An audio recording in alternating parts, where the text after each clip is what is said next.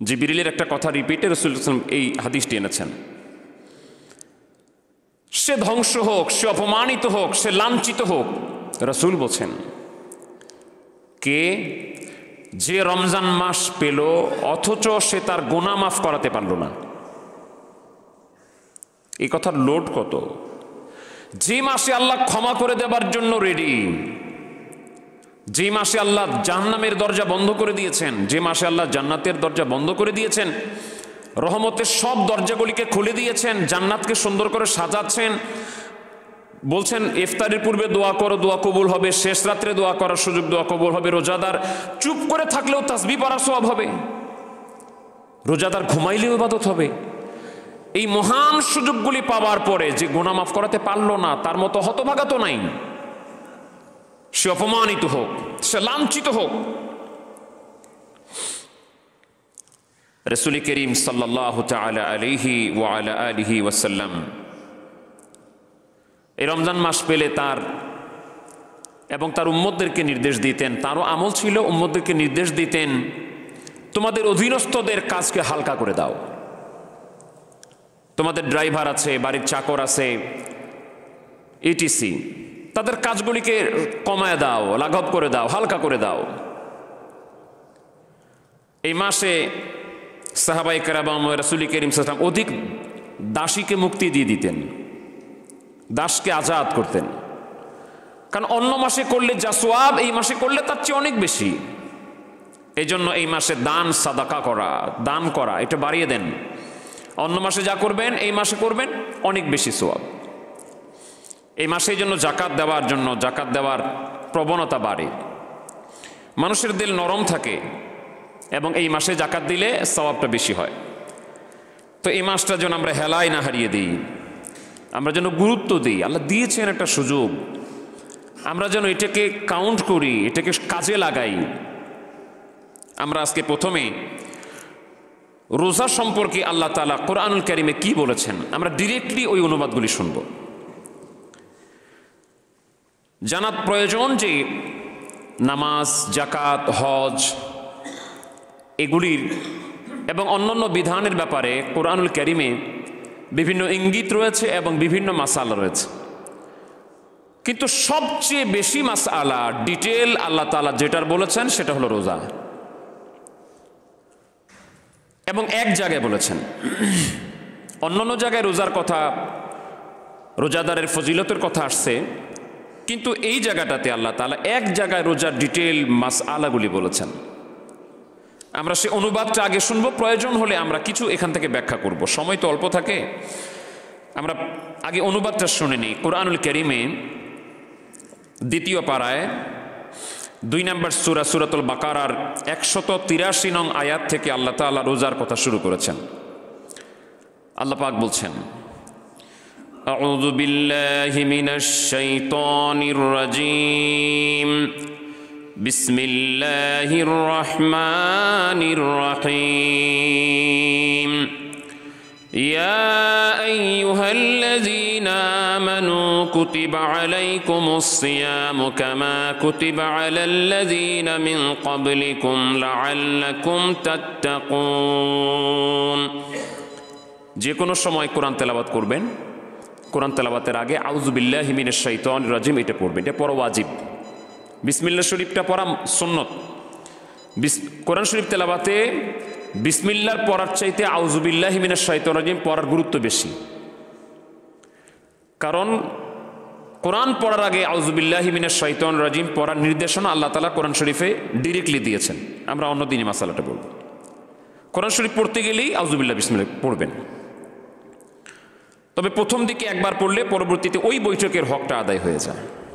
আল্লাহ পাক বলছেন, হে ঈমানদারেরা, হে মুমিনেরা। কারা? এই যে আমরা এখানে যারা আসছি, এর বাইরেও আছে, কিন্তু আমরা যারা মসজিদের ভিতরে আছি এই মুহূর্তে অ্যাট দিস মোমেন্ট, নিশ্চয়ই আমরা ঈমানদার বিধায় এখানে আসছি। আমরা যদি ঈমানদার না হতাম তাহলে এখানে আসতাম না। নামাজ পড়ার পূর্ব শর্ত আপনাকে ঈমান আনতে হবে। মুমিনদের জন্য নামাজ পড়া ফরজ, এবং আমি যে মুমিন এটা সন্দেহ রাখবেন না যে আমি মুমিন। আকীদার কিতাবে আসছে আপনি ইনশাআল্লাহ মুমিন এটা বলতে পারবেন না যে আমি ইনশাআল্লাহ মুমিন, না না, আপনাকে কনফিডেন্টলি বলতে হবে আমি মুমিন। কারণ ঈমানের ব্যাপারে কোনো সন্দেহ নাই।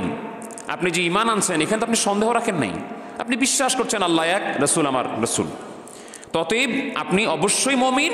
এবং আল্লাহ আপনাকে ডেকে বলছেন, হে ঈমানদার, হে মুমিনেরা, তোমাদের উপরে সিয়ামকে ফরজ করা হয়েছে, আবশ্যক করে দেওয়া হয়েছে, যেভাবে তোমাদের পূর্ববর্তীদের উপরে এই সিয়ামকে আবশ্যক করা হয়েছিল। সিয়াম শব্দটি বহুবচন, একবচন সাওম, এটার ফার্সি হচ্ছে রোজা। কিভাবে? আল্লাহ পাক বলছেন পরবর্তী আয়াতে, আইয়ামাম মা'দুদাত, নির্দিষ্ট কিছু সময়ের জন্য। ফামান কানা মিনকুম মারিদান আও আলা সাফারিন ফাইদ্দাতুম মিন আইয়ামিন উখার, তোমাদের মধ্যে যারা অসুস্থ থাকবে অথবা ভ্রমণে থাকবে, সফরে থাকবে, তারা এই সময় রোজা না রেখে দিনগুলিকে গণনা করে অন্য সময় আদায় করতে পারবে। ইচ্ছা করলে রোজা অসুস্থ মানুষ রোজা না রেখে পারবে, এবং সফরে থাকলে ওই কয়দিন রোজা না রেখে সে পারে। ফামান তাতাওয়া খায়রান ফাহুয়া খায়রুল লাহ, তবে কেউ যদি অতিরিক্ত করে, কষ্টসাধ্য অবস্থায় রোজা রাখে, দান করে, যে সফরে আছে তারপরে রোজা আছে, অসুস্থ আছে তারপরে রোজা আছে, তাহলে সেটা তার জন্য ভালো। কিন্তু সফর অবস্থায় বা অসুস্থ অবস্থায় রমজান মাসের যেই কয়টা দিন রোজা রাখতে পারবে না, ফাইদ্দাতুম মিন আইয়ামিন উখার, সে পরবর্তীতে ওই কয়টা দিন গণনা করে রোজা রাখবে। ওয়ালাল্লাযীনা ইউতীকুনাহু ফিদয়াতুন তাআমু মিসকিন, তবে যে অপারগ হবে, রোজা রাখতে পারবে না, সে ফিদিয়া দিবে মিসকিনকে, অর্থাৎ গরিব মানুষকে খাবার দিবে 2 বেলা পেট ভরে, যদি রোজা রাখতে অসুস্থতার কারণে অক্ষম হয়। তো এটা কোন ধরনের অসুস্থতা আমরা মাসালায় সময় পেলে ইনশাআল্লাহ বলবো। ফামান, আল্লাহ পাক বলছেন ওয়া আন তাসুমু খায়রুল লাকুম, আচ্ছা, যে ব্যক্তি অসুস্থ থাকবে সে ফিদিয়া দিবে, কিন্তু যদি সে ফিদিয়া দেয় এবং রোজাও রাখে বা দান সদকাও করে, সেটা তার জন্য ভালো। ওয়া আন তাসুমু খায়রুল লাকুম, তবে রোজা রাখাটা তোমাদের জন্য উত্তম। ইন কুনতুম তা'লামুন, যদি তোমরা বুঝো যে সফর অবস্থা আমি ইচ্ছা করে রোজাটা কাজা করতে পারি, কিন্তু আমি রোজাটা কন্টিনিউ করলাম, তাহলে এটা তোমাদের জন্য ভালো যদি তোমরা বুঝো। শাহরু রমাদান আল্লাযী উনসিলা ফীহিল কুরআন, রমজান হচ্ছে ওই মাস যেই মাসে কোরআনকে নাজিল করা হয়েছে, কোরআন অবতীর্ণ হয়েছে। এই কোরআন কি? হুদাল লিন্নাসি ওয়া বাইয়িনাতিম মিনাল হুদা ওয়াল ফুরকান, এই কোরআন হচ্ছে মানুষের জন্য হেদায়েত এবং সুস্পষ্ট বর্ণনা এবং সত্য মিথ্যার পার্থক্যকারী। ফামান শাহিদা মিনকুমুশ শাহরা ফালিয়াসুমহু, যে রমজান মাস পেল সে যেন রোজা রাখে, তার উপর রোজা রাখাটা আবশ্যক। ওয়ামান কানা মারিদান আও আলা সাফারিন ফাইদ্দাতুম মিন আইয়ামিন উখার, আল্লাহ পাক আবার বলছেন যে কেউ যদি অসুস্থ থাকে অথবা সফরে থাকে, সে ওই কয়টা দিন রোজা না রেখে রমজান মাসের পরে ফাইদ্দাতুম মিন আইয়ামিন উখার, তাহলে এই কয়টা দিনের রমজানের পরে ওই কয়টা দিন গণনা করে সে রোজা রাখবে। ইউরিদুল্লাহু বিকুমুল ইউসরা ওয়ালা ইউরিদু বিকুমুল উসরা, আল্লাহ পাক তোমাদের সহজ চান। আল্লাহ যে দয়াবান, আল্লাহ পাক তোমাদের সহজ জিনিস চান, তিনি কোনো কঠিন বিধান তোমাদের উপর চাপিয়ে দিতে চান না। যে অসুস্থ আছো, রোজা রাখতে পারছো না, এরপরও আল্লাহ আবশ্যক করে দিয়েছে এরকম না। সফরে আছো, সফর অবস্থায় সেহরি খাওয়া হয় না সময় মতো, ইফতার খাওয়া হয় না, জার্নির ক্লান্তি থাকে, এরপরেও আল্লাহ পাক যে বললেন না এরপর রোজা রাখতে হবে না, এরকমটা আল্লাহ করেননি। এত কঠিন বিষয় আল্লাহ পাক তোমাদেরকে চাপিয়ে দেননি। ইউরিদুল্লাহু বিকুমুল ইউসরা ওয়ালা ইউরিদু বিকুমুল উসরা, আল্লাহ তোমাদের জন্য সহজটাই চান, কঠিন কোনো বিধান আল্লাহ পাক চান না। ওয়ালিতুকমিলুল ইদ্দাতা ওয়ালিতুকাব্বিরুল্লাহ আলা মা হাদাকুম ওয়া লাআল্লাকুম তাশকুরুন, যেন তোমরা দিনগুলির গণনা করতে পারো, ঠিক ঠিক মতো আদায় করতে পারো, এবং আল্লাহর বরত্ব ঘোষণা করতে পারো, আল্লাহ তাকবীর বলতে পারো। এই তাকবীর বলতে ঈদের ফিতরের মাঠে তাকবীরের তাশরিককেও বুঝায় এবং যে কোনো সময় আল্লাহর বরত্ব ঘোষণাকে বুঝায়। এবং লাআল্লাকুম তাশকুরুন, যেন তোমরা আল্লাহর শুকরিয়া আদায় করতে পারো। যে দেখেন আল্লাহ পাক সহজ করে দিলেন, অসুস্থ থাকলে অথবা সফরে থাকলে তখন রোজাটাকে আল্লাহ পাক শিথিল করে দিয়েছেন, আল্লাহর শুকরিয়া আদায় করা দরকার। এবং রমজান মাসটাকে দিলেন, এত রহমত, আল্লাহ না দিলেও পারতেন, এত যে দয়া দিয়ে দিলেন, আল্লাহ পাক বললেন যে যেন তোমরা শুকরিয়া আদায় করতে পারো। وَإِذَا سَأَلَكَ عِبَادِي أَنِّي فَإِنِّي قَرِيبٌ, আল্লাহ পাক বলছেন, হাবিব আপনার বান্দারা আপনাকে আমার সম্পর্কে জিজ্ঞেস করে। ইবাদি আন্নি, আমার বান্দারা আমার সম্পর্কে আপনাকে আস করে, জিজ্ঞেস করে। আপনি বলে দেন ফাইন্নি করিব, আমি আল্লাহ অনেক কাছে বান্দার, আমি আল্লাহ বান্দার অনেক কাছে। আপনাকে জিজ্ঞেস করে আল্লাহ কি অনেক দূরে না কাছে, কোথায় আল্লাহ? আল্লাহ পাক বলছেন ফাইন্নি করিব, কত করিব? আল্লাহ পাক অন্য আয়াতের মধ্যে বলছেন ওয়ালাকাদ খালাকনাল ইনসানা ওয়া না'লামু মা তুওয়াসবিসু বিহি নাফসুহু ওয়া নাহনু আকরাবু ইলাইহি মিন হাবলিল ওয়ারিদ। আল্লাহ পাক বলছেন আমি মানুষকে সৃষ্টি করেছি আর তার মনের মধ্যে, নফসের মধ্যে কি জল্পনা কল্পনা হচ্ছে, কি ওয়াসওয়াসা হচ্ছে আমি এটাও জানি, এবং আমি তার শাহীরগ জান রগের চাইতে আরো কাছে। তাহলে সে আল্লাহ কিন্তু দেখছেন আমরা মনে মনে কি চিন্তা করি, মনে মনে কি ভাবি, আমার মন কি বলছে, নামাজের মধ্যে সুবহান রাব্বিল আযীম পড়ি আর কোন দিক চিন্তা করি, ওই আল্লাহ কিন্তু এটা দেখেন। আল্লাহ পাক বলছেন ফাইন্নি করিব, আমি অনেক কাছে। উজিবু দাওয়াতাদ দাঈ ইযা দাআন, বান্দা যখন আমারে ডাকে, আমারে আহ্বান করে, আমার কাছে দোয়া করে, আমি কিন্তু তার সাড়া দিয়ে থাকি। বান্দা যখন আমাকে ডাকে, আমি বান্দা তার ডাকে সাড়া দিয়ে থাকি। আমাদের হয়তো ওই কান না, এই জন্য শুনি না, কিন্তু আল্লাহর মাকবুল বান্দারা শুনতেন। ফালিয়াস্তাজিবু লি ওয়া লিউমিনু বি লাআল্লাহুম ইয়ারশুদুন, আল্লাহ পাক বলছেন তাদের উচিত হচ্ছে যে তারা যেন আল্লাহর উপর ঈমান আনে, তাদের জন্য দরকার, তাদের উপর আবশ্যক, তারা যেন ওই আল্লাহর উপর ঈমান আনে যে আল্লাহ অনেক কাছে, যে আল্লাহ ডাক শোনেন। লাআল্লাহুম ইয়ারশুদুন, তারা যেন সুপথ প্রাপ্ত হতে পারে, পথ পেতে পারে। উহিল্লা লাকুম লাইলাতাস সিয়াম, আল্লাহ পাক বলছেন রমজান মাসের রাতগুলিতে তোমাদের জন্য বৈধ করে দেওয়া হয়েছে আর রাফাসু ইলা নিসাইকুম, তোমাদের স্ত্রীদের কাছে যাওয়ার ব্যাপারে। হুন্না লিবাসুন লাকুম ওয়া আনতুম লিবাসুন লাহুন্না, স্ত্রীরা, নারীরা তোমাদের পোশাক, তোমরাও তাদের পোশাক, তারা তোমাদের আচ্ছাদন, তোমরাও তাদের আচ্ছাদন। আলিমাল্লাহু আন্নাকুম কুনতুম তাখতানুন আনফুসাকুম ফাতাবা আলাইকুম ওয়া আফা আনকুম, আল্লাহ পাক জানেন যে এই ব্যাপারে তোমরা খেয়ানত করছিলা, স্ত্রীদের কাছে দিনের বেলা যাচ্ছিলা অথবা রাত্রে বেলাও, তোমাদের গোটা রাত নিষিদ্ধ ছিল, এই জন্য তোমরা এটা রক্ষা করতে পারো না। আল্লাহ পাক সেটা বলছেন, আল্লাহ পাক কিন্তু জানেন যে তোমরা এটা খেয়ানত করছিলা এবং এটা তোমাদের মানে অজ্ঞতা স্বরে ভুল হয়ে যাচ্ছিল, এই জন্য আমি আল্লাহ পাক রাত্রেবেলা এটাকে জায়েজ করে দিয়েছি। এবং ইতিপূর্বে এই সংক্রান্ত যত অপরাধ তোমরা করেছো, আল্লাহ পাক বলছেন ফাতাবা আলাইকুম ওয়া আফা আনকুম, আমি আল্লাহ তোমাদের তওবা কবুল করে তোমাদেরকে মাফ করে দিয়েছি। ফালআন বাশিরুহুন্না ওয়াবতাগু মা কাতাবাল্লাহু লাকুম, এবং এখন তোমরা স্ত্রীদের কাছে যেতে পারো এবং আল্লাহ পাক যা তোমাদের জন্য নির্দিষ্ট করেছেন সেগুলিকে অনুসন্ধান করতে পারো। ওয়াকুলু ওয়াশরাবু হাত্তা ইয়াতাবায়্যানা লাকুমুল খাইতুল আবিয়াদু মিনাল খাইতিল আসওয়াদি মিনাল ফাজর, আল্লাহ পাক এবার মাসালা বলছেন যে তোমরা কোন পর্যন্ত খাবা। ওয়াকুলু ওয়াশরাবু, তোমরা খাও এবং পান করো।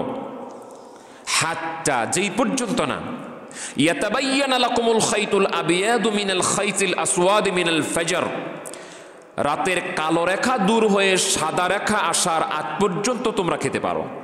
অর্থাৎ যখন ফজর শুরু হয় তার আগ পর্যন্ত খেতে পারো। মিনাল ফাজর, ফজর শুরু হয়ে গেলে আর খাওয়া যাবে না, ফজরের আগ পর্যন্ত তোমরা খাও এবং পান করো, যেটা আমরা সুবে সাদিক বলি। সুবে সাদিকের আগে একটা সময় আছে সুবে কাজিব, ওইটাকে যখন কালো হয়ে থাকে ওইটাকে সুবে কাজিব বলে। এরপরে সুবে সাদিক শেষ হয়ে গেলে সুবে সাদিক যখন আসে তখন ফজর শুরু হয়। এই ফজর শুরু হওয়ার আগ পর্যন্ত আল্লাহ পাক বলছেন তোমরা খাও এবং পান করো।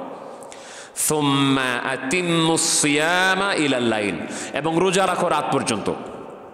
রাত শুরু হবে রোজার সময় শেষ, তখন তোমরা রোজা ভেঙে ইফতার করে এই রোজাটাকে পুরো করতে পারো। সুম্মা আতিম্মু, তোমরা পুরো করো আসিয়াম, রোজাকে, ইলাল লাইল, রাত পর্যন্ত।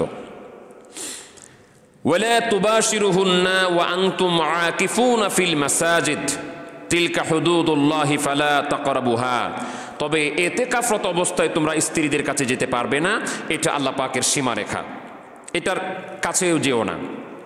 কাযালিকা ইউবাইয়িনুল্লাহু আয়াতিহি লিন-নাসি লাআল্লাহুম ইয়াত্তাকুন। আল্লাহ পাক এই ব্যাপারে, এই বিষয়ে তোমাদের কাছে সুস্পষ্ট করে বর্ণনা দিয়েছেন যেন তোমরা তাকওয়াবান হতে পারো, মুত্তাকি হতে পারো, পরহেজগার হতে পারো। দেখেন এখানে রোজার আয়াতগুলি শেষ, 183 নম্বর আয়াতেও শেষ কথা লাআল্লাকুম তাত্তাকুন, তাকওয়া। 187 নম্বর আয়াতে রোজার কথা যখন শেষ করলেন সেখানে হলো লাআল্লাহুম ইয়াত্তাকুন, সেখানেও তাকওয়া। তাই রোজার সাথে তাকওয়ার সম্পর্ক নিবিড়, যেটা আমরা গত জুমাতে বলছিলাম। তাকওয়া অর্থাৎ আল্লাহ আমাকে দেখছেন, আমার কেউ না দেখলে আমার আল্লাহ আমাকে দেখছেন, আমার পরহেজগারিতা। তাকওয়া মানে কি? একটা অর্থ হলো এরকম, ভীতি মিশ্রিত সাবধানতা, আল্লাহর ভয়ে, আল্লাহ যে আমাকে দেখছেন এগুলিকে চিন্তা করে আল্লাহ যা আদেশ করেছেন সেগুলি করা, যা নিষেধ করেছেন এগুলিকে বর্জন করার নাম তাকওয়া। হযরত উবাই ইবনে কাব রাদিয়াল্লাহু তাআলাকে, জিনার নেতৃত্বে, জিনার ইমামতিতে তারাবি নামাজ হযরত ওমর রাদিয়াল্লাহু তাআলা চালু করেছিলেন জামাতের সাথে মসজিদে, তিনি হচ্ছেন উবাই ইবনে কাব। তিনাকে একদিন ওমর রাদিয়াল্লাহু তাআলা জিজ্ঞেস করলেন, ইয়া ভাই উবাই, হে ভাই উবাই ইবনে কাব রাদিয়াল্লাহু তাআলা, আচ্ছা আমাকে বলেন তো তাকওয়ার দৃষ্টান্ত কি, তাকওয়া কাকে বলে? উবাই ইবনে কাব বললেন, ভাই আমিরুল মুমিনিন ওমর রাদিয়াল্লাহু তাআলা, আপনি কি কখনো কাঁটার বন দিয়ে পথ অতিক্রম করেছেন? তিনি বলেন, হ্যাঁ করেছি, অসংখ্যবার, কাঁটার ভিতর দিয়ে আমি যাতায়াত করেছি। উবাই ইবনে কাব বললেন, তাহলে আপনি বলেন তো আমাকে ওই সময় আপনার অবস্থাটা কেমন ছিল, আপনি কত সতর্কতার সাথে চলেছেন? ওমর রাদিয়াল্লাহু তাআলা বললেন, তখন আমি আমার জামাটাকে, আমার কাপড়টাকে আঁটোসাঁটো করে গুছিয়ে নিয়েছি যেন কাঁটার মধ্যে লেগে আমার কাপড় নষ্ট না হয়ে যায়, ফেসে না যায়, ছিঁড়ে না যায়। হযরত উবাই ইবনে কাব বললেন, আমিরুল মুমিনিন, তাকওয়ার উদাহরণ হচ্ছে ওই রকম, দুনিয়াটা পাপ, অন্যায়, জুলম, নির্যাতন, এই সব জিনিস কাঁটার মতো করে চারপাশে ঘিরে আছে। এই দুনিয়াতে, এই পাপ, অন্যায়, গুনাহের দুনিয়াতে এমন ভাবে চলা যেন পাপ আপনাকে ধরতে না পারে। আপনি ঠিক ওইভাবে কণ্টকাকীর্ণ জঙ্গল, কাঁটার বন দিয়ে যাবার সময় যেমন সতর্কভাবে চলতেন, আমার যদি এদিকে ওদিকে হেলে যায়, আমার কাপড় যদি এলোমেলো হয়ে যায় তাহলে কাঁটার বনে আমার ফেসে যাবে, ঠিক ওইভাবে দুনিয়াতে বেছে বেছে চলার নাম তাকওয়া। ইসলামিক স্কলারগণ, আউলিয়া ইকরাম তাকওয়ার আরেকটা উদাহরণ দিয়েছেন বাইন মাছের থেকে। গুচি মাছ বলি না আমরা, গুচি মাছ, গুচি মাছকে দেখবেন কাদার ভিতরে থাকে। গুচি মাছ উপরে পানির ভিতরে, ও খুব অল্প উঠে কিন্তু থাকেই কাদার ভিতরে। আপনি গুচি মাছকে ধরতে গেলে কাদার ভিতর থেকে আপনাকে ধরতে হবে। তো তারা বলছেন গুচি মাছকে দিয়ে তাকওয়া শিখো। কেন? গুচি মাছ এত কাদার মধ্যে থাকে অথচ তার গায়ে কাদা লাগে না। আপনি উঠাবেন তার গায়ে আপনি কাদা পাবেন না। তাকওয়ার উদাহরণ এরকম, আপনি পাপের দুনিয়ায় থাকবেন, পাপ আপনাকে স্পর্শ করবে না, এটার নাম তাকওয়া। আল্লাহ পাক বলছেন, রোজা দিলাম আমি তাকওয়া শিখাবার জন্য। মানুষকে রোজা আল্লাহ পাক কত সুন্দর করে দিয়েছেন। আপনি চিন্তা করেন যে রোজাটা হচ্ছে এমন জিনিস, আমরা খুব অল্প সময়ের ভিতরে একটা উদাহরণ দিচ্ছি। মানুষের মৌলিক জৈবিক যতগুলি চাহিদা আছে, মৌলিক যত চাহিদা, আপনি টোটাল চাহিদাগুলিকে যদি একত্রিত করেন 3টা চাহিদা পাবেন। মানুষের মূল চাহিদা 3টা। একটা হচ্ছে ক্ষুধার চাহিদা, খাবার চাহিদা, আর একটা হচ্ছে জৈবিক চাহিদা, আর একটা হচ্ছে বিশ্রামের চাহিদা। এই 3টা হচ্ছে মানুষের মৌলিক চাহিদা। এই 3টা পূরণ করার জন্য মানুষ যা ইচ্ছা তাই করতে পারে। এই 3টা নিয়ে ডিটেল অন্যদিন 2-3 ঘন্টা আলোচনা হতে পারে, আমি শুধু সংক্ষেপে বলছি। খাবার জন্য মানুষ, এই ক্ষুধা নিবৃত্তির জন্য খাবার জন্য মানুষ চুরি করে, ডাকাতি করে, দুর্নীতি করে, ঘুষ খায়, ইটিসি। এই ক্ষুধা নিবৃত্তির জন্য মানুষ অনেক অন্যায় অপরাধ করে। দ্বিতীয়ত, জৈবিক চাহিদার জন্য মানুষ পশু হয়ে যায়। তখন সে দেখে না আমার অনেক সময় লেবাস কি, আমি কি আলেম না জালেম, আমি কি হাফেজ না আমি কি। জৈবিক চাহিদাকে নিয়ন্ত্রণ করতে না পেরে ছোট ছোট বাচ্চাদেরকে বলাৎকার করে। লা হাওলা ওয়ালা কুওয়াতা ইল্লা বিল্লাহ। পশুর চাইতে খারাপ হয়ে যায় মানুষ জৈবিক চাহিদার জন্য। 3 নাম্বার, বিশ্রাম। শরীর চায় একটু বিশ্রাম করবে, এই বিশ্রাম করতে গিয়ে মানুষ কত গুরুত্বপূর্ণ কাজ ফেলে দেয়, তার জীবনটাকে নষ্ট করে ফেলে, জীবনটার মূল্যবান সময়টাকে নষ্ট করে দেয়। তো এই 3টাকে কি আপনি বাদ দিতে হবে? না, বাদ দেওয়ার কথা বলা হয় নাই, নিয়ন্ত্রণ করতে হবে, নিয়ন্ত্রিত রাখতে হবে যে এই 3টার জন্য আপনি ইচ্ছা করলে পাগল হয়ে যাবেন না। যেমন প্রচণ্ড ক্ষুধা লাগছে, প্রচণ্ড ক্ষুধা লাগছে আপনার, 6টা 12 মিনিটে 13 মিনিটে ইফতার হচ্ছে, তো ওই সময় তো প্রচণ্ড ক্ষুধা আপনার ভিতরে, তো ওই সময় আপনি এতটা ক্ষুধাকে নিয়ন্ত্রণ করছেন কেন? কারণ আল্লাহ হুকুম দেন নাই যদি আপনি খাবেন। আপনি আল্লাহর হুকুমের অপেক্ষায় ধৈর্য ধরে ক্ষুধাটাকে নিয়ন্ত্রণ করছেন যে আল্লাহ আমাকে এই সময় খেতে নিষেধ করেছেন, আমি খাবো না। তো ঠিক আপনার ক্ষুধা আছে, আপনি অন্যের মাল খাবেন না কেন? অন্যের মাল আপনার জন্য হারাম। ঠিক এইগুলি রোজা আপনাকে নিয়ন্ত্রণ করা শেখাচ্ছে যে না, আমি হারাম খেতে পারি না, আল্লাহর যেটা হুকুম আমি ওটা করবো, আল্লাহর যেটা নিষেধ আমি ওটা করবো না। রোজা আমাকে এটা ট্রেনিং দিচ্ছে। স্ত্রী আপনার জন্য হালাল, কিন্তু আল্লাহ বলছেন দিনের বেলা তুমি স্ত্রীর কাছে যেতে পারবা না। আপনাকে নিয়ন্ত্রণ তো শিখাচ্ছে যে হালাল স্ত্রীর কাছে আপনি দিনের বেলা যাচ্ছেন না, রোজা আপনাকে শেখাচ্ছে সেক্ষেত্রে আপনি হারাম কাজে কেন আপনি যৌন এটা ব্যয় করবেন? রোজা আপনাকে নিয়ন্ত্রণ শিখাচ্ছে। রোজা শিখাচ্ছে বিশ্রাম করে করে তোমার মূল্যবান সময় নষ্ট করে দিও না। শেষ রাত্রে উঠো, সাহারি খাও, এশার নামাজ পড়ে ঘুমায় যায় না, তারাবি নামাজ পড়ো। আল্লাহ পাক ডিউটি দিয়ে দিচ্ছেন একটার পর একটা, না বিশ্রাম করে কাটাতে পারবে না সারা রাত, তোমাকে একটার পর একটা ডিউটি আল্লাহ পাক দিয়েছেন। রোজা আমাদেরকে এগুলি শিখাচ্ছে লাআল্লাকুম তাত্তাকুন। তো এই জন্য আল্লাহ রাব্বুল আলামিনের যে বিধানগুলি আমরা সরল অনুবাদ শুনলাম, এখান থেকে 2-3টা মাসালা বলে আমরা শেষ করছি ইনশাআল্লাহ। 1 নম্বর মাসালা আমরা এখানে যেটা পাচ্ছি, অসুস্থতা। অসুস্থতা কেমন? যেই সেই অসুস্থতায় রোজা ভাঙতে পারবেন না। একজন মুসলিম ডাক্তারের কাছে পরামর্শ করে অথবা নিজের ইমানের সাথে যাচাই বাছাই করে যে আমি এত অসুস্থ যে অবস্থায় রোজা রাখলে আমার জীবন নাশের হুমকি আছে, অথবা যে রোগটা আছে এটা এমন বেড়ে যেতে পারে যেটা আর সুস্থ হওয়ার সম্ভাবনা নাই, তখন আপনি রোজা ভাঙতে পারবেন। এমনি মন চাইলো যে রোজা ভেঙে দিলেন, একটু ক্লান্তি লাগলো না, এটা পারবেন না। অসুস্থতা মা বোনদের কিছু আছে, প্রতি মাসের যে অসুস্থতা, ওই কয়টা দিন অসুস্থতা, ওই কয়টা দিন মা বোনেরা ওই সময় রোজা না রেখে ওই কয়টা দিন গণনা করে রমজান মাসের পরে আদায় করে দিবেন। সফর অবস্থায়, সফর কি যেখানে যাচ্ছেন সেখানে না, যেই শরঈ সফর আছে, যেই সফরে থাকলে কসর নামাজ পড়তে হয়, 48 মাইল দূরত্বের পথ 15 দিনের কম সফরের নিয়ত করলে যেই সফর হয় ওইটাকে শরঈ সফর বলে। ওই সফর থাকা অবস্থায় আপনি ইচ্ছা করলে রোজাটা রাখতে পারেন, ইচ্ছা করলে নাও রাখতে পারেন, তবে ওই কয়টা দিনের রোজা আপনাকে পরবর্তীতে আদায় করে দিতে হবে। এখন ফিদিয়া কারা দিবে? ফিদিয়া হচ্ছে এমন অসুস্থতা, বৃদ্ধ বয়সেই এটা ধর্তব্য, অথবা এমন কোনো মানুষ এমন দুরারোগ্যে আক্রান্ত হয়ে গেছে, ডাক্তার বলছে এই লোক আর এই রোগ থেকে সারবে না, এমন রোগ যে এই রোগের কারণে সে রোজা রাখতে পারছে না, আর ডাক্তার বলছে যে এই রোগ ভালো হওয়ার সম্ভাবনা নাই, তারপরে মালিক তো আল্লাহ তাআলা ভালো করার, কিন্তু স্বাভাবিক দৃষ্টিকোণ থেকে বোঝা যাচ্ছে যে এই রোগ ডাক্তার বলছে আর ভালো হওয়ার সম্ভাবনা নাই। অথবা বৃদ্ধ মানুষ, বার্ধক্যজনিত কারণে সে আর রোজা রাখতে পারছে না, তখন তিনি ফিদিয়া দিবেন। ফিদিয়ার পরিমাণ কি? একজন মিসকিনকে 2 বেলা পেট ভরে খাওয়া দিবেন, অথবা এটার পরিমাণ হচ্ছে একটা ফিতরা পরিমাণ খাবার প্রতিটা রোজার বিনিময়ে একজন মিসকিনকে খাওয়াই দিবেন। খালি টাকা দিলে হবে না, এই লোকটা খাচ্ছে কি না এটা শিওর হতে হবে, ইনশিওর করতে হবে যে আমার টাকা দিয়ে ফিদিয়া দিয়ে সে লোকটা খাবার খাচ্ছে।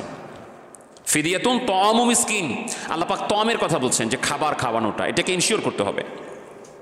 অনেক মুরব্বীরা আছেন যারা অনেক কষ্ট করে এখনো রোজা রাখেন, রোজা রাখতে রাখতে অভ্যাস, তারপর রোজা ছাড়েন না, এটা স্বাদ যারা পায় তারা বুঝে।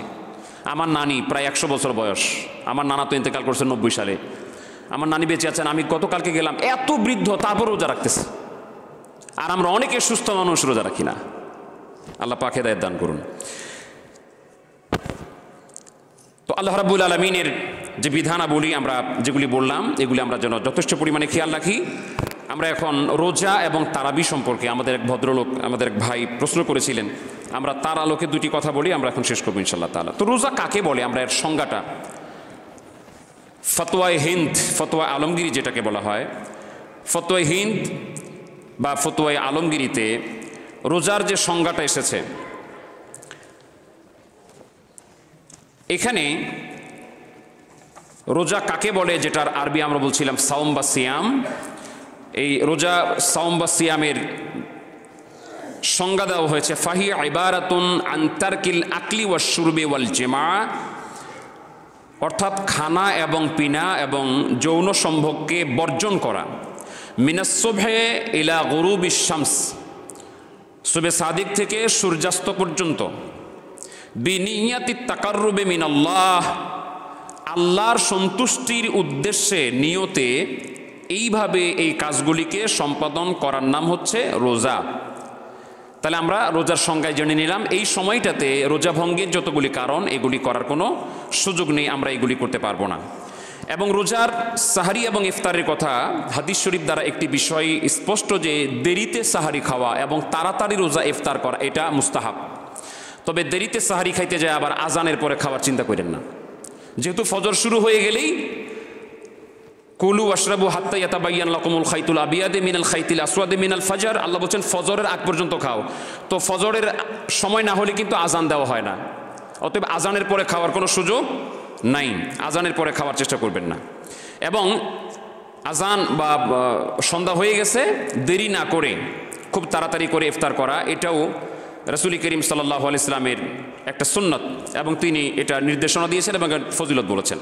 তবে সাহারি খাবেন, সাহারি খাইতে গিয়ে আমরা অনেক সময় করি কি, টকশো দেখতে দেখতে রাত 2টা বাজায় দিই, চিন্তা করে যে এখন যদি আবার ঘুমাই যাই সাহারি খাইতে পারবো না, তখন কি করে খায়টায় ঘুমায়, ফজরের পরে উঠে।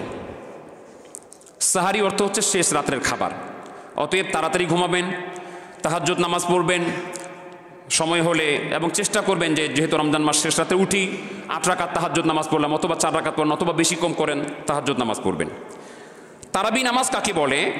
ফতোয়া আলমগিরি বা ফতোয়া হিন্দের প্রথম খণ্ডের 175 পৃষ্ঠায় ওয়াহিয়া খামসু তারবিহাত ফি তারাবি অধ্যায় আসছে, ওয়াহিয়া খামসু তারবিহাত, তারাবি হচ্ছে 5টা তারবিহাতের সমন্বয়। তারবিহাত হচ্ছে এক বচন।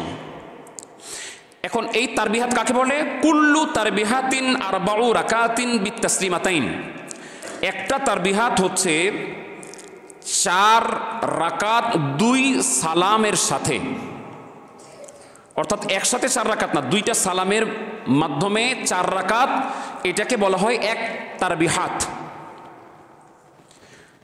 আর এই 5টা তারবিহাতে মিলে হলো তারাবি, তাহলে 5 4 20 20। ওয়াহিয়া খামসু তারবিহাতিন, যে তারাবি হচ্ছে 5 তারবিহাতের সমন্বয়, আর এক তারবিহাত হচ্ছে 2 সালামে 4 রাকাত। তারাবি শব্দটা হচ্ছে বহু বচন, এর এক বচন হচ্ছে তারবিহাত। তো যদি এই শব্দটাকে বিশ্লেষণ করি তারাবি, তাহলে বোঝা যায় যে বাংলায় যেমন এক বচন আছে, বহু বচন আছে, ইংরেজিতে সিঙ্গুলার আছে, প্লুরাল আছে, আরবিতে কিন্তু এক বচন বহু বচন না, এক বচন দ্বিবচন তারপর বহু বচন। তো তারাবি হইতে গেলে কমপক্ষে 2 তারবিহাতে তারাবি হবে না। আমি ব্যাপারটা মনে হয় বুঝাতে পারিনি। 2 তারবিহাতে তারাবি হবে না, কারণ একের পরে দ্বিবচন আছে, বহু বচন আছে, অর্থাৎ কমপক্ষে 3টা তারবিহাত হতে হবে, তারপরে বহু বচনটা আসবে, তাহলেও কমপক্ষে 12 রাকাত হয়। কিন্তু স্পষ্ট আকারে তারাবি হচ্ছে 20 রাকাত। 20 রাকাত তারাবির ব্যাপারে রাসূল করিম সাল্লাল্লাহু আলাইহি সাল্লাম তারাবি নামাজ জামাতের সাথে সারা মাস পড়েছেন এমন বর্ণনা পাওয়া যায় না। তো জামাতের সাথে তারাবি নামাজ এইভাবে কখন থেকে আসলো? সহিহ বুখারীতে আসছে যে ওমর রাদিয়াল্লাহু আনহুর সময়ে কিছু মানুষ রমজান মাসে তারাবি নামাজ পড়ছিলেন।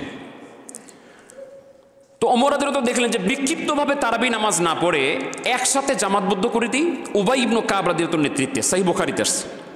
তখন তিনি উবাই ইবনে কাব রাদিয়াল্লাহু আনহুর নেতৃত্বে জামাতের সাথে তারাবি নামাজ পড়ার নির্দেশ দিলেন। কিছুদিন পরে এটা যখন কন্টিনিউ হলো, তখন ওমর রাদিয়াল্লাহু আনহু রাত্রেবেলা দেখতেছেন যে সাহাবীরা কত সুন্দর করে জামাতের সাথে তারাবি নামাজ পড়ছে। তখন তিনি বললেন, নি'মাল বিদআতু হাযিহি, এটা কতই না উত্তম বিদআত, কতই না উত্তম বিদআত, মানে কতই না উত্তম সিস্টেম। এই জন্য খালি অনেক মানুষ মনে করে বেদাত শব্দটা শুনলেই মনে করে বেদাত বেদাত না, বেদাতের ক্লাসিফিকেশন আছে, বেদাতের ভাগ আছে, উত্তম বেদাত আছে। এই সহিহ বুখারীর এই হাদিস দ্বারা বোঝা যায়। হযরত ওমর রাদিয়াল্লাহু আনহু বললেন যে নি'মাল বিদআতু হাযিহি, এটা কতই না উত্তম বিদআত, কতই না উত্তম সিস্টেম। তো এটা কয় রাকাত ছিল? ইমাম বাইহাকি রহমতুল্লাহের সুনানুল কুবরা 3য় খণ্ডের 187 এবং 88 পৃষ্ঠায় 4288 নম্বর হাদিস। عن سعيد بن يزيد قال كانوا يقومون على عهد عمر رضي الله تعالى عنه في شهر رمضان ب20 ركعات। হযরত সাইব ইবনে ইয়াজিদ বলছেন যে ওমর রাদিয়াল্লাহু আনহুর সময় যে ওই যে জামাতের সাথে নামাজটা শুরু হলো তারাবি শব্দটা কিন্তু হাদিসে আসে সুনানুল কুবরাতে। অনেকে মনে করে যে তারাবি শব্দটা হাদিসে নাই, না না, ওনাদের গবেষণার অভাব আছে, তারাবি শব্দটাও হাদিসে আছে। ওমর রাদিয়াল্লাহু তাআলা তারাবি নামাজ যেটা চালু করলেন, সাইব ইবনে ইয়াজিদ বলছেন তারা তখন 20 রাকাত, তারা তখন 20 রাকাত তারাবি নামাজ পড়তেন। এই হাদিসটাকে ইমাম বাইহাকি সহিহ বলেছেন, ইমাম নিমবি সহিহ বলেছেন, ইমাম নববী সহিহ বলেছেন, জালালউদ্দিন সুয়ুতি সহিহ বলেছেন, ইবনে হাজার আসকালানী সহিহ বলেছেন, তারপরে ইমাম নববী রহমতুল্লাহ সহিহ বলেছেন, আল্লামা মোল্লা আলী কারি রহমতুল্লাহ সহিহ বলেছেন। এবং মুসনাদু জাআদের মধ্যে ইমাম ইবনু জাআদ মুসনাদু জাআদের মধ্যে হাদিস উল্লেখ করছেন একইভাবে, এবং এর হাদিসের সনদটাও সহিহ। তাহলে আমরা তারাবি নামাজ যেটা পেলাম, এটা আমরা ফতোয়ার কিতাব দেখালাম, আমার ব্যক্তিগত মত আপনাকে বলিনি, যেটি গ্রহণযোগ্য ফতোয়ার কিতাব এবং হাদিস শরীফের আলোকে আমরা বলেছি। এখন অনেকেই যারা 8 রাকাত পড়ে, আমার এক ভদ্রলোক প্রশ্ন করছে 8 রাকাতের ব্যাপারে, যারা 8 রাকাত পড়ে, যারা পড়ে না তার চাইতে ভালো। কিছু মানুষ তো পড়েই না, তো যারা পড়েই না তার চাইতে ভালো। কিন্তু তারাবি যদি আপনি খুঁজতে চান, মৌলিক তারাবি সংজ্ঞা এবং তারাবিটা, এটাকে আপনি 20 রাকাতের মধ্যে যেতে হবে। তবে 8 রাকাতের ব্যাপারে একটা হাদিসকে উল্লেখ করে কিছুদিন ধরে, এই যে প্রায় 1-150 বছর আগে থেকে কিছু মানুষে 8 রাকাত পড়া শুরু করেছে। এর আগে কিন্তু 8 রাকাতের প্রমাণ পাওয়া যায় না। সব ইমামরা, এবং ওই যে মক্কা এবং মদিনায় 20 রাকাত তারাবি শুরু হয়েছে, একবারের জন্য মক্কা মদিনায় 20 রাকাত তারাবি কম হয়নি, 20 রাকাত তারাবি হচ্ছে। হযরত ইমাম শাফিঈ বলছেন, ইমাম তিরমিজি রহমতুল্লাহ তার তিরমিজির মধ্যে উল্লেখ করছেন যে ইমাম শাফিঈ বলছেন, তিনার জন্ম 150 হিজরিতে, তিনি বলছেন আমি যখন মক্কা শরীফে গেলাম, মক্কা শরীফে যেয়ে দেখলাম আমি 20 রাকাত তারাবি নামাজ মানুষ জামাতের সাথে পড়ছে। তো কিছুদিন ধরে নাসিরউদ্দিন আলবানী সহ কিছু লোক, ওদের অনুসারী যারা তারা 8 রাকাত পড়ছে, আমরা এটাকে ওদিকে ঠেলে দিই, ওদিকে বলে দিই। বুখারী শরীফে একটা হাদিস আছে, আম্মাজান আয়েশাকে প্রশ্ন করা হলো যে রাসূল করিম সাল্লাল্লাহু আলাইহি ওয়াসাল্লামের রাতের নামাজ কেমন ছিল। তিনি বলছেন মা কানা ইয়াজিদু ফি রমাদান ওয়ালা ফি গায়রিহি 11 রাকাত, যে রাসূল করিম সাল্লাল্লাহু আলাইহি ওয়াসাল্লাম রমজান মাসে এবং রমজান মাসের বাইরে 11 রাকাতের বেশি পড়তেন না। তাহলে হাদিসটা কি? রমজানে এবং রমজানের বাইরে। তো রমজানের বাইরে তো আমরা তারাবি পড়ি না, তাহলে এই হাদিসটা হলো তাহাজ্জুদ নামাজের হাদিস। ইমাম তিরমিজি এটাকে তাহাজ্জুদ অধ্যায়ে নিয়ে এসেছেন। তাহলে যদি 11 রাকাত ধরা হয়, তাহলে ওরা মনে করে 8 রাকাত তারাবি, 3 রাকাত বেতের। অবশ্য অনেকে 8 রাকাত তারাবি পড়ে, 1 রাকাত বেতের পড়ে, তাহলে তো 11 রাকাত হলো না, 9 রাকাত হলো। তাহলে এলোমেলো হয়ে যাচ্ছে। এই জন্য 8 রাকাতের ব্যাপারে যতগুলি হাদিস আমরা যখন মুহাদ্দিসদেরকে পাই, বা এগুলি আলেম ওলামাদের সাথে গবেষণার বিষয়, এগুলি মুজতারিদ কিছু হাদিস, এগুলো অনেক ব্যাপক গবেষণার বিষয়। কিন্তু ফয়সালাটা কি? আমরা ফয়সালাটা আপনাকে দেখালাম। 5 তারবিহাতে 1 তারাবি, প্রতি তারবিহাতে 2 সালামের সাথে 4 রাকাত নামাজ, এইভাবে করে 5-4 20 রাকাত হলো তারাবি। তো যারা 8 রাকাত পড়ে, যারা পড়ে না তার চাইতে ভালো, কিছু তো পাচ্ছে। কিন্তু আমরা আহ্বান করব 20 রাকাতই তারাবি পড়বেন। আর আমরা দেখেছি প্রথম রমজানের দিক থেকে অনেক বেশি মানুষ হতো মসজিদে, এখন আস্তে আস্তে কমে যাচ্ছে। তো প্রথম রমজানে কি এটার গুরুত্ব ছিল বেশি, সোয়াব ছিল বেশি, আবশ্যক ছিল, এখন কি কমে যাচ্ছে? না না, এটা করবেন না। আল্লাহর বন্দিগি করার সময় চলে যাচ্ছে। আল্লাহ পাক যেন আমাদেরকে মসজিদ ছাড়া না করেন, আল্লাহর ঘর ছাড়া যেন না করেন। আল্লাহর ঘর ছাড়া হয়ে যাক বদনসিবের ব্যাপার, আল্লাহর ঘরে থাকা এটা কপাল ভালো হওয়ার ব্যাপার। আল্লাহ পাক যেন আমাদেরকে তৌফিক দান করেন, রমজান মাসের হক হুকুম পরিপূর্ণ আদায় করার তৌফিক দান করেন। রোজা ভঙ্গের মাসালা, কি করলে রোজা ভঙ্গ হয়, কি করলে রোজা ভঙ্গ হয় না, এগুলি মাসালা আমরা সময় পাচ্ছি না বলার, ব্যক্তিগতভাবে হলেও জেনে নেবেন। এরপরে আমরা ইনশাআল্লাহ আগামী জুমাতে আরও কিছু কথা বলার চেষ্টা করবো। আখিরি দাওয়ানা আনিল হামদুলিল্লাহি রাব্বিল আলামিন। আসসালামু আলাইকুম ওয়া রাহমাতুল্লাহ।